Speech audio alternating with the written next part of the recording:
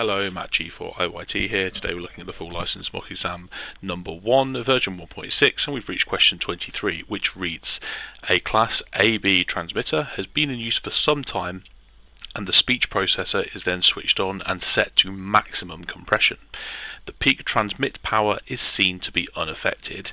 It is likely that the transmitter will run A, considerably hotter than before, B, slightly hotter than before, C, a bit cooler than before, or D, at much the same temperature as before. So this question is really asking us about the effect of compression when we turn on that speech processor, and we need to remember that the point of compression is to reduce the dynamic range of your voice. So what does that mean? Well, it really means that we make the quieter parts louder, and we make sure that the loud parts don't get too loud.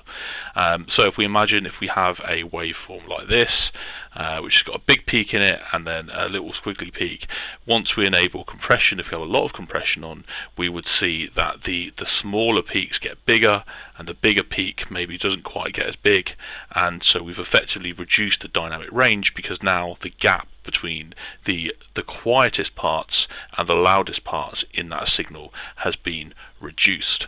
I'm not sure how much the biasing would affect that. I'm guessing a Class A or Class AB transmitter. If we come and look at the full license manual here, we can see that Class A biasing, Class AB biasing, we are usually conducting some current. We usually have some current flowing through the collector, and so it's probably related to that fact, as opposed to Class B or C, which are usually off.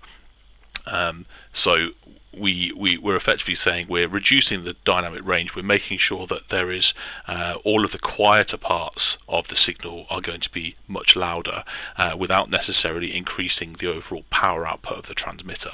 And so if we do that in a transmitter where the biasing means that we have current flowing through that power transistor most of the time, then it's likely that we're definitely going to be getting warmer because we're putting more stuff through.